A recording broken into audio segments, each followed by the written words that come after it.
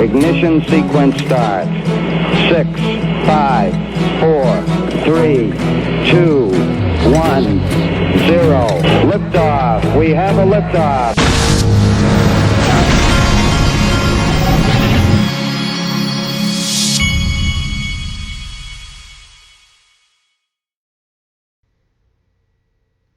Hey everybody, this is the Digital Asset Investor, and now my wife is trying to get me to have a cleaning lady at the house 2 times a month. At first, when this first came up, she just had to have someone like a cleaning crew, just had to have someone, and I finally agreed to it. And then I found out, as I've told you on this channel before, I then found out that there's this thing where you have to clean your house the day before the cleaning lady shows up. And so now all of a sudden, where I really wasn't having to clean it all before, now I have to be involved in cleaning the house the day before the cleaning crew comes to clean the house. This makes no sense to me. I'm thinking, the way I think about this is the day before the cleaning people come, I have to do less. Like, I can just leave my clothes on the floor that day, or leave things on the counter, or not load the dishwasher. But no, that is not how this game works. When you get a cleaning crew, all of a sudden, you have to clean the day before they come, so that I think the premise here is that, so this way my wife is not embarrassed when they see that the house has to be clean enough for her not to be embarrassed. Well, now she wants to have cleaning people 2 times a month. So now I'm going to have to clean 2 times a month, and then I get to pay for somebody else to clean after the clean. This is a crazy world we live in, folks. I'll tell you what. And I had a little bit of a reprieve because of the current events going on. Nobody was coming in the house, but Georgia is now open. And so my wallet for cleaning people is now back open. It was nice for a while there. Okay. All right, let's start here. The top U.S. banking regulator, Joseph Otting, resigns. Now, what's interesting about this is I've told you before, this is the guy who's the comptroller of the United States. He worked at One West Bank with Steve Mnuchin and with, I think the guy's name is Brian Brooks. Brian Brooks left, then One West was sold to CIT. Steve Mnuchin goes to the board of CIT. CIT then hires Stuart Alderati as general counsel. Stuart Alderati, who is now Ripple's general counsel. Joseph Otting, when Steve Mnuchin leaves to go to the Treasury, this guy gets appointed to be the comptroller of the currency. Brian Brooks goes to Coinbase. Then, about 2 months ago, Brian Brooks goes from Coinbase to being the deputy comptroller underneath this guy of the United States. Then this guy resigns, and they don't say why he's resigning. He just resigns, and now Brian Brooks, who was at Coinbase, is now in place as the head guy at the comptroller of the currency. Go figure. You figure that riddle out. Okay. Now, this is from Seiko Carmona. I like saying his name, even though I'm probably saying it wrong. This is Samsung doubles down on Bitcoin and crypto. Gemini exchange integration revealed. Samsung, the South Korean smartphone giant that has been experimenting with Bitcoin for some time, is doubling down on cryptocurrency. Samsung's blockchain wallet will add support for users of U.S. Bitcoin and crypto exchange Gemini in North America. It has been revealed. Now, everybody that's listening to my voice that knows what's really going on here and knows that XRP is the greatest digital asset ever created and knows that Bitcoin can't do anything except be a store of value because it is dinosaur technology. All of you that know that, and all of you that know that Gemini not only has never added XRP, but will not even answer our questions as to why not or when will you, because these guys are Bitcoin maxis to the hilt, okay? Well, I believe that Samsung needs to be asked the question, and I did ask him on Twitter. Samsung should answer the question, because I'll bet you that Samsung really isn't even plugged in on this. It's Samsung find themselves in a position where their competitor funds are allowing people to buy XRP, the greatest digital asset ever created, and they won't be able to buy that, and they'll be able to get it on Apple's iPhones, and they won't be able to get it on the Samsung phones. I think the Samsung people should know this.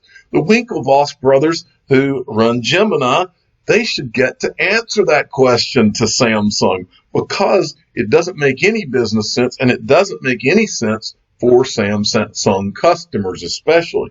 And that is an interesting thing that they should have to answer. They didn't have to answer it when it was just them, but now that they're cutting deals, they may want to think twice about XRP and whether or not it should be added to the platform, because they're going to be hurting Samsung customers by not giving them the choices that they should have. Those choices, by the way, are what terrify the Winklevoss brothers, because they know that once people realize and can compare apples to apples, Bitcoin's not even in the discussion. When they're having to send Bitcoin, and sometimes when there's high traffic, it can take 2 hours, and the XRP they can send in 3 seconds, they're going to start asking questions. That's why XRP terrifies these guys. But see, there's an interesting thing about the truth. It's always there. It never goes away. The truth is what it is. And that's the unfortunate predicament that you put yourselves in when you place ideology over the truth of things. The reason it's been so easy for me to do videos on XRP and Ripple for the last 3 years is because I'm on the side of what's true. And that is the better technology, the better team, the better backers, the money that's involved in making sure this is the tech that takes things to the next level. Yes, we're on the right side. Okay, Marcus Treacher tweeted this out. We covered this yesterday, but he's tweeting this out about the cloud. Cloud is transforming how financial institutions run their businesses. RippleNet embraces cloud for a superior global payment network for our customers worldwide. I went and typed in cloud on YouTube and found an interesting video that popped up, an older video from Dilip Rao.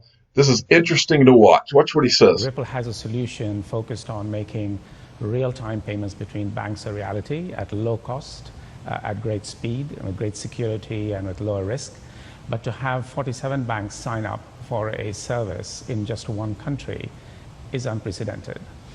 Now, we're using something called the distributed ledger technology, and there's been a lot of hype about blockchain in recent times, but Ripple is far ahead of everybody else in this space. We've built something which works for enterprises, is trusted now by major banks around the world, such as Standard Chartered, Santander in the UK, BAMO in America, CIBC and Royal Bank of Canada, Westpac in Australia. So there's been a slew of banks signing up for this platform, but to have so many banks in one country sign up is really quite amazing.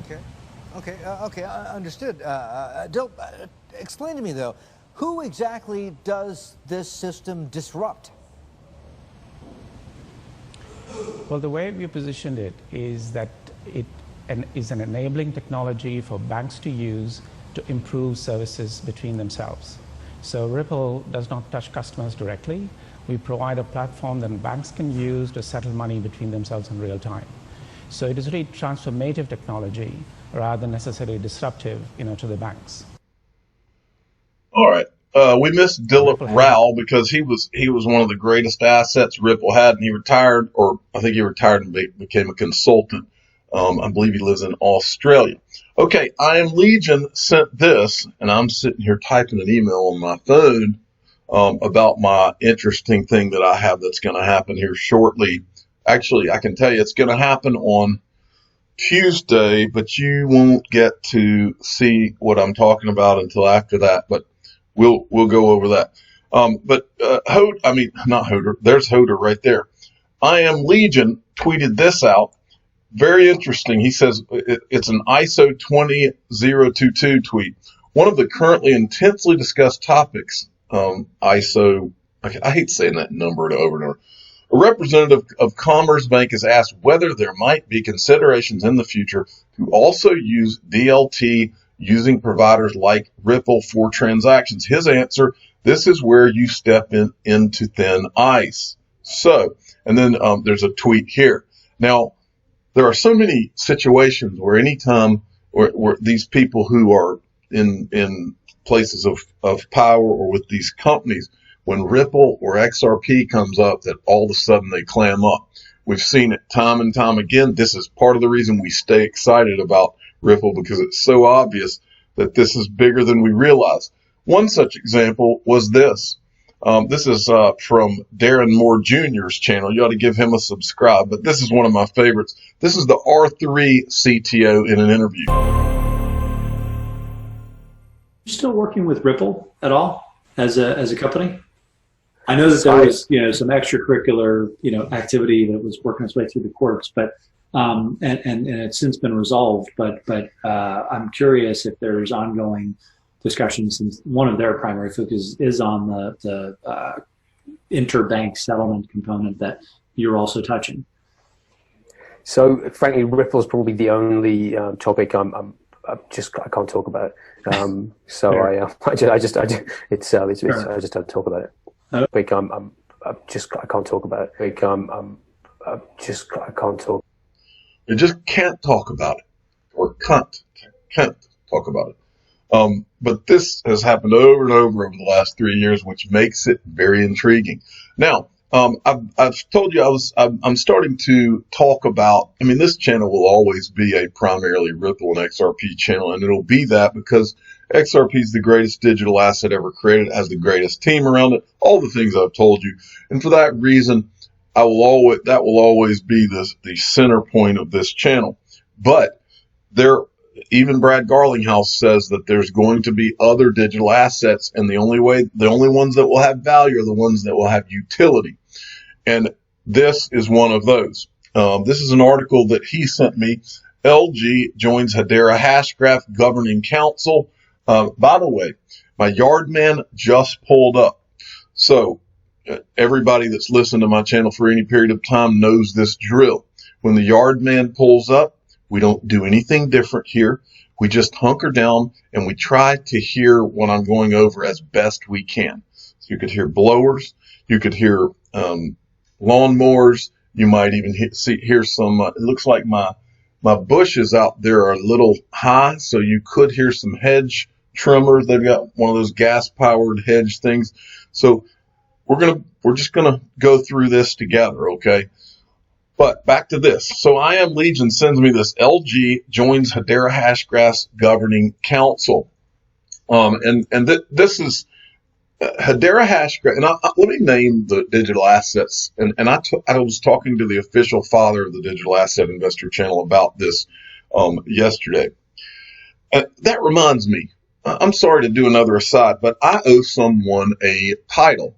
Brad Combs, I forgot to do it. I told him I was going to do it. Brad Combs' older brother wanted to be the official older brother of the Digital Asset Investor channel. I don't normally give out titles in the middle of my show, but I'm doing it today. I'm in a good mood.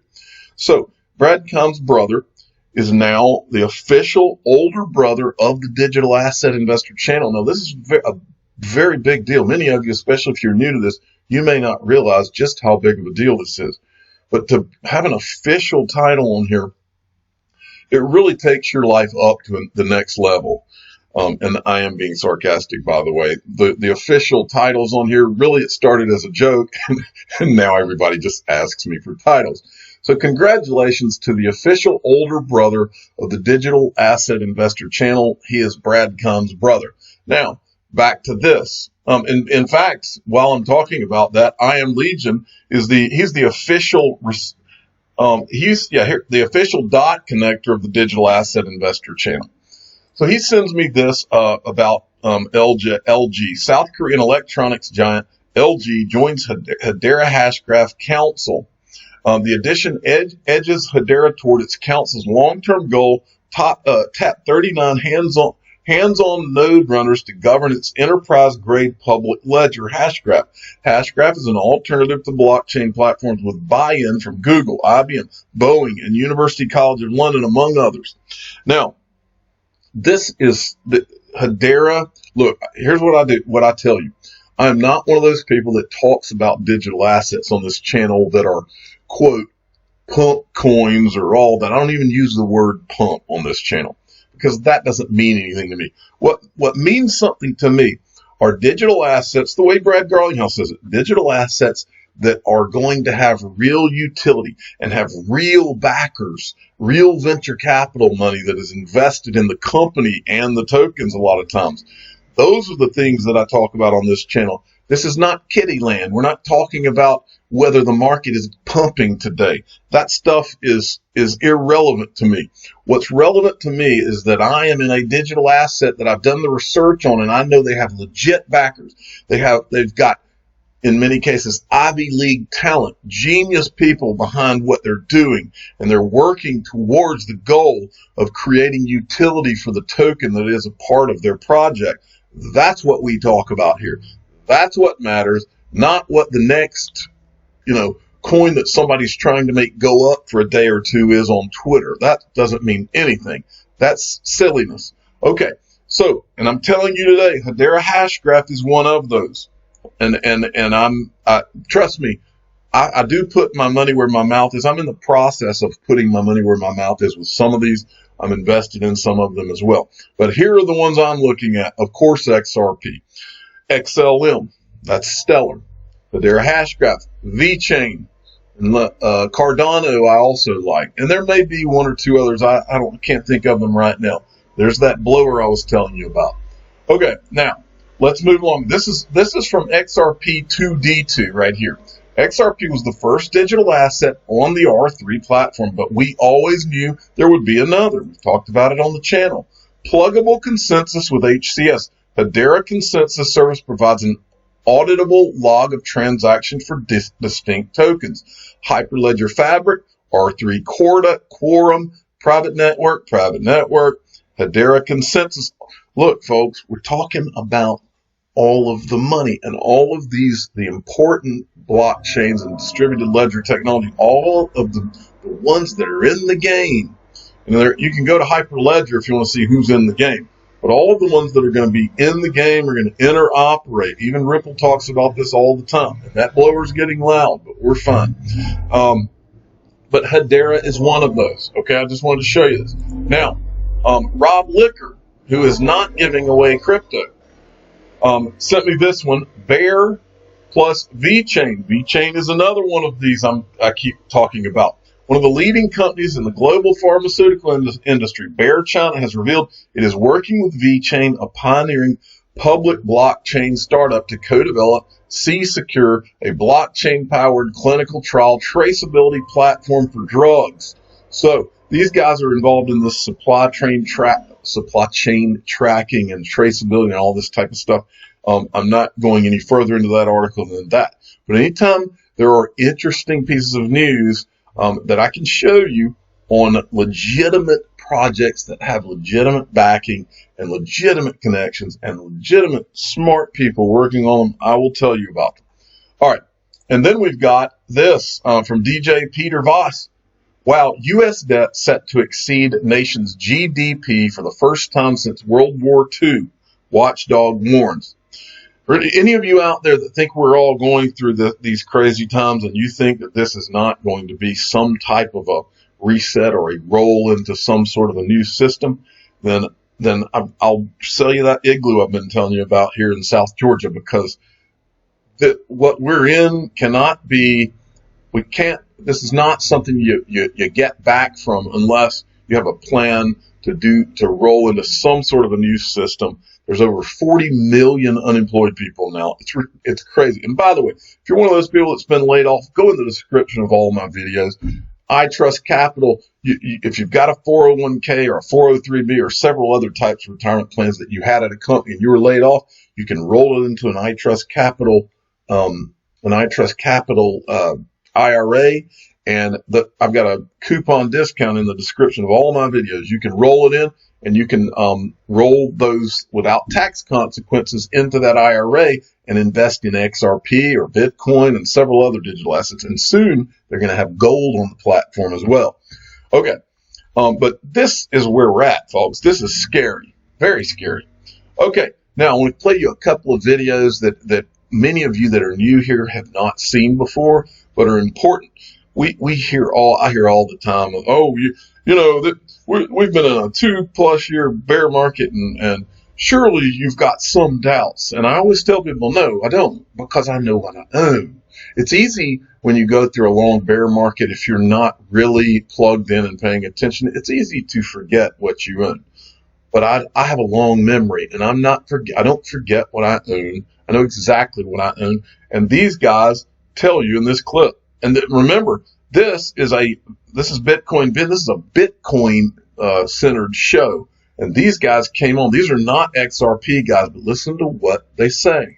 Numerous people. And this is bankers and regulators who are involved in financial crime, compliance, onboarding, anti-money laundering. This is industry. These are people who talk to the CFOs and CEOs of banks and put the fear of God in them in regards to money laundering and compliance and blah, blah, blah. So there's a lot of validity here. I heard at least 2 people mention that the SWIFT system will be replaced in the next couple of years, in the next 3 years, the next 5 years.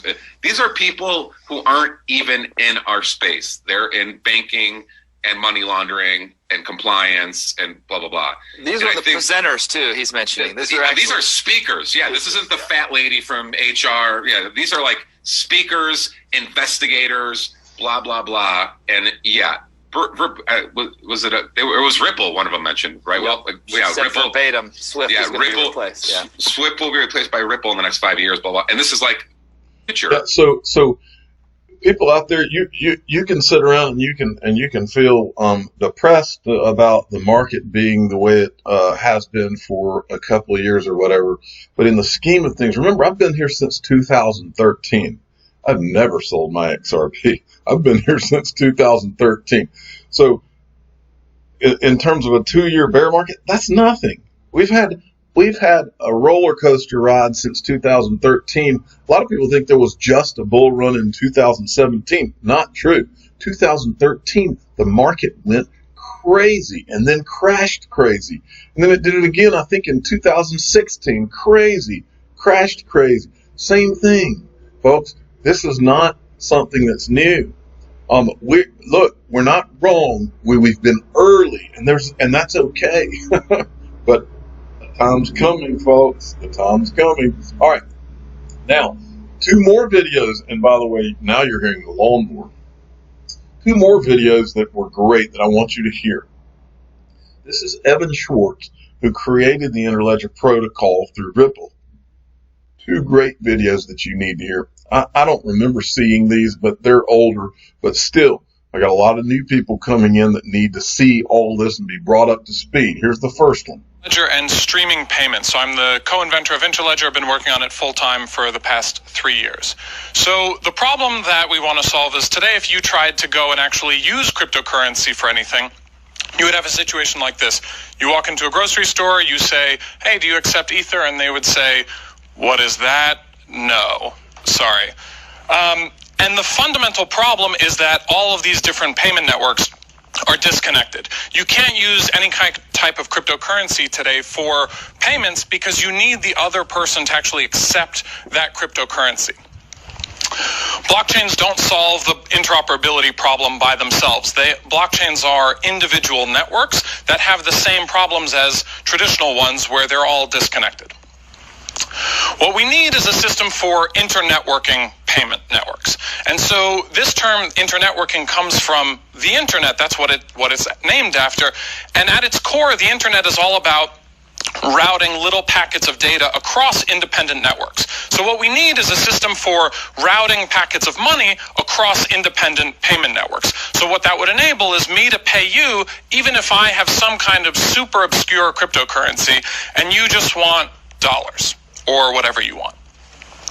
So what Interledger does is it routes packets of money very similarly to how the internet routes packets of data. I won't get into too much of how that works, but I want to walk through some of the cool things that this lets you do.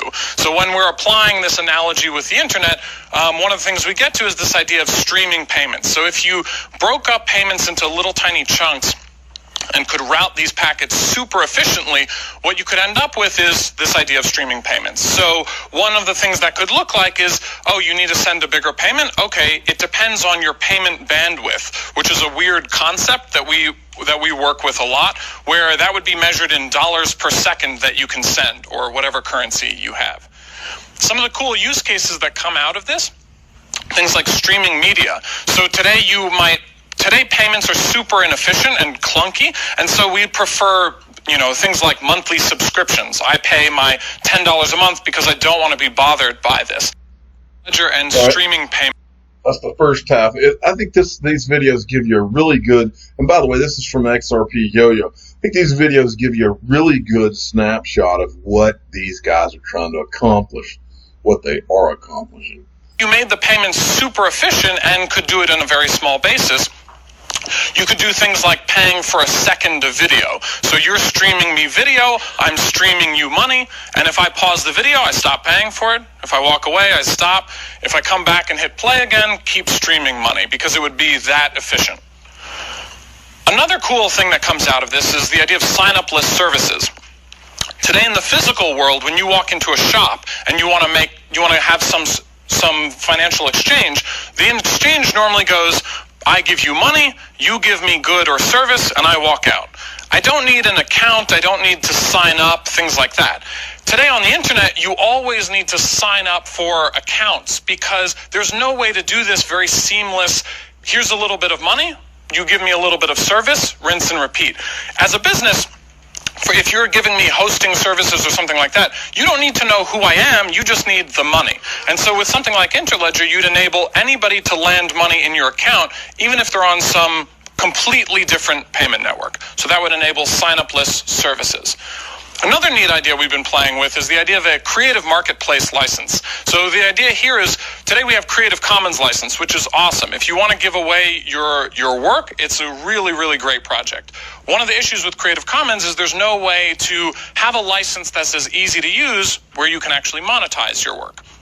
So the idea here is, with something like Interledger, you could actually have a license that says anybody can use this content, feel free to, but for every download or view or whatever kind of interaction you want to monetize, just pay me at this address.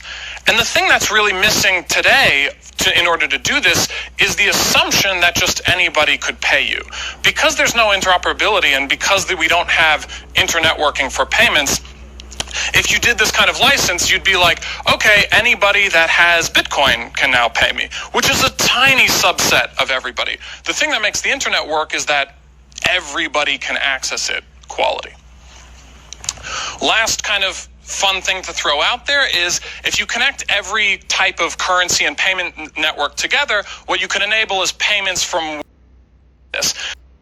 So anyway, I thought that was very interesting. Now, there's something I missed the other day that I wanted to go over with you. That we've talked about how Ripple, David Schwartz, who's the CTO of Ripple, is doing a podcast called Block Stars now. They did this one and I missed it. I didn't get a chance to go over it with you, but it's biometric authentication will help you forget your passwords. And what I find interesting about this is every time you see Ripple when they're talking about some new company like this, you better believe that somewhere, if you look into it, these guys are this is going to be a part of what Ripple's trying to achieve. And this company is no different. And I'll use the example I showed you. I kept seeing Bread Wallet, and finally I decided to go look and found out the BRD CEO is also the CEO of SBI Ripple Asia. And so you can see this happening. Now, this is about this company where David Schwartz, he's talking to the founders of Keyless, a deep tech cybersecurity company whose innovative solutions in authentication and digital identity could have a big impact on the cryptocurrency experience. I wanted to read this part to you. Passwords reset are expensive, adds keyless co-founder Paolo Gasti. Users being locked out of their accounts are expensive, and they can. That lawnmower is so loud.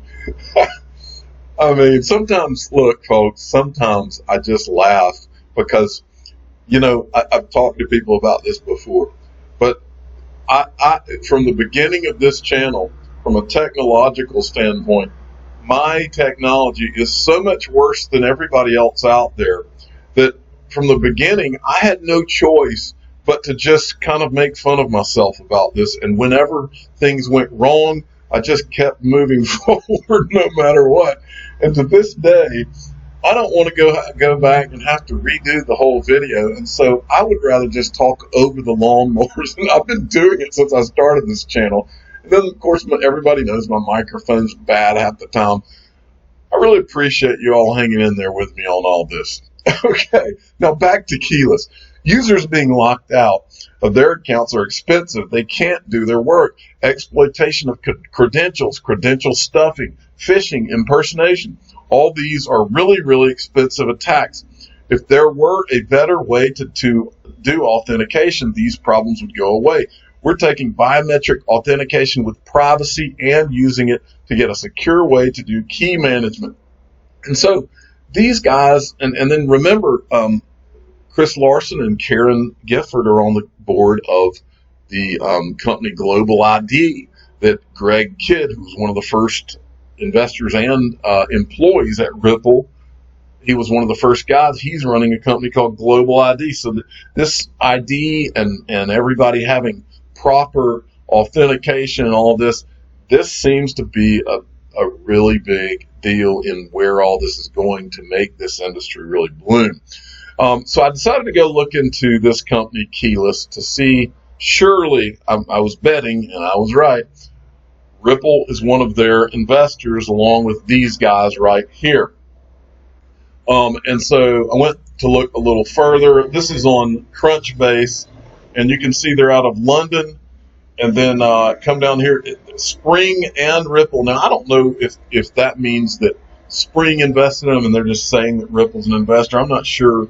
And I also don't know if it seems like Spring might be a separate company from Ripple, but I really can't remember. I'll have to go look into that. So anyway, okay, I just wanted to let you know Ripple is an investor in this Keyless company. All right, I wanted to remind everybody, I keep forgetting to remind you, they're still doing up to 27% off on the Ledger Nano S. You can get one of these. Click on the link in the description of any of my videos, and you can go there if you don't have one. This is how we store our digital assets safely off of the exchanges. You can save up to 27% getting a family pack on there right now. I'm the digital asset investor. I'm not an investment advisor. This is for entertainment purposes only. Please subscribe and hit the like button. And tell your friends and family that the digital asset investor's yard is going to look good after this video, because we have listened to blowers and lawnmowers and weed eaters and the whole thing. Thanks for listening.